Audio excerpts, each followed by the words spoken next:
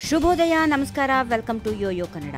ಬನ್ನೀಗ ನೋಡೋಣ ಕರುನಾಡಿನ ಪ್ರಮುಖ 5 ಬ್ರೇಕಿಂಗ್ ನ್ಯೂಸ್ಗಳು.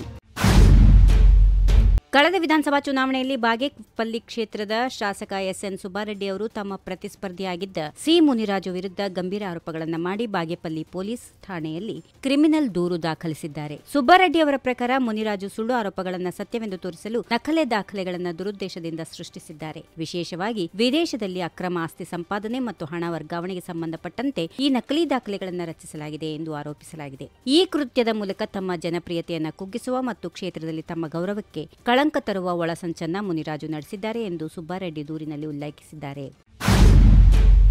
ಸಂವಿಧಾನ ಬದಲಾವಣೆ ಮಾಡಲು ಅವಕಾಶ ಕೊಟ್ಟರೆ ಜನ ಸತ್ತಂತೆ. ಬಿಜೆಪಿ ಹಾಗೂ ಆರ್ಎಸ್ಎಸ್ ಸಂವಿಧಾನ ಬದಲಾವಣೆ ಮಾಡಲು ಪ್ರಯತ್ನಿಸುತ್ತಿದ್ದಾರೆ ಎಂದು ಖರ್ಗೆ ಅವರು ಪ್ರಧಾನಿ ನರೇಂದ್ರ ಮೋದಿ ವಿರುದ್ಧ ವಾಗ್ದಾಳಿ ನಡೆಸಿದರು. ಮೋದಿ ಅವರು ಬರೀ ಭಾಷಣ ಮಾಡುತ್ತಾ ಪ್ರತಿನಿತ್ಯ ಟಿವಿಯಲ್ಲಿ ಕಾಣಿಸಿಕೊಳ್ತಾರೆ, ಜೊತೆಗೆ 10 ದೇಶಗಳ ಪ್ರವಾಸ ಮಾಡುತ್ತಾರೆ. ಆದರೆ ಹಿಂಸಾಚಾರದಿಂದ ನಲುಗಿರುವ ಮಣಿಪುರಕ್ಕೆ ಭೇಟಿ ಕೊಟ್ಟಿಲ್ಲ ಎಂದು ಮೋದಿ ವಿರುದ್ಧ ಟೀಕಿಸಿದರು. 7ನೇ ವೇತನ ಆಯೋಗದ ಶಿಫಾರಸನ್ನ ಯಥಾವತ್ತಾಗಿ ಜಾರಿ ಮಾಡಿದ್ದೇನೆ. ಓಪಿಎಸ್ ಜಾರಿ ಕುರಿತಾಗಿ ಸಮಿತಿ ವರದಿ ಕೊಟ್ಟ ಬಳಿಕ ಸೂಕ್ತ ನಿರ್ಧಾರ ಕೈಗೊಳ್ಳುತ್ತೇನೆ. ಜೊತೆಗೆ ಆರೋಗ್ಯ ಸಂಜೀವಿನಿ ಬಗ್ಗೆ ಕೂಡ ಸೂಕ್ತ ತೀರ್ಮಾನ ಆಗಿದೆ ಎಂದು ಮುಖ್ಯಮಂತ್ರಿ ಸಿದ್ದರಾಮಯ್ಯ ಭರವಸೆ ನೀಡಿದರು.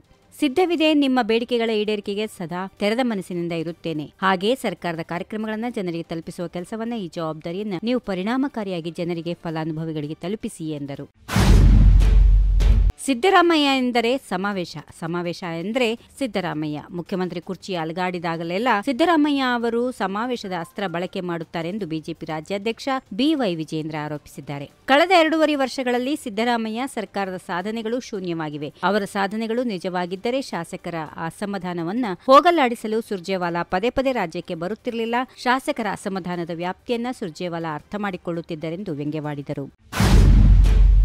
ಭೂ ಸ್ವಾಧೀನ ಪ್ರಕ್ರಿಯೆ ವಿಚಾರದಲ್ಲಿ ಕೆಲವು ಅಧಿಕಾರಿಗಳ ತಪ್ಪಿನಿಂದ ಹಾಗೂ ಅವೈಜ್ಞಾನಿಕ ನೀತಿಯಿಂದಾಗಿ ಸರ್ಕಾರದ ಬೊಕ್ಕಸಕ್ಕೆ ಅಪಾರ ನಷ್ಟ ಉಂಟಾಗುತ್ತಿದೆ ಎಂದು ಕಂದಾಯ ಸಚಿವ ಕೃಷ್ಣ ಬೈರೇಗೌಡ ಅಸಮಾಧಾನ ವ್ಯಕ್ತಪಡಿಸಿದ್ದಾರೆ. ಅಧಿಕಾರಿಗಳ ತಪ್ಪಿನಿಂದ ಕೃಷ್ಣಾ ಮೇಲ್ದಂಡೆ ಯೋಜನೆಯಲ್ಲಿ ಭೂ ಸ್ವಾಧೀನಕ್ಕೆ 2.1 ಲಕ್ಷ ಕೋಟಿ ರೂಪಾಯಿ ಬೇಕಾಗುತ್ತದೆ. ಅಧಿಕಾರಿಗಳ ಬೇಜವಾಬ್ದಾರಿಯಿಂದ ಸರ್ಕಾರಕ್ಕೆ 1 ಲಕ್ಷ ಕೋಟಿ ರೂಪಾಯಿನಷ್ಟು ನಷ್ಟವಾಗುತ್ತಿದೆ ಎಂದು ಹೇಳಿದ್ದಾರೆ. If you like this video, ಬೇಗ ಲೈಕ್ ಮಾಡಿ, ಕಾಮೆಂಟ್ ಮಾಡಿ, ಶೇರ್ ಮಾಡಿ ಹಾಗೂ ಯೋಯೋ ಟಿವಿ ಕನ್ನಡವನ್ನು ಸಬ್ಸ್ಕ್ರೈಬ್ ಮಾಡಿ.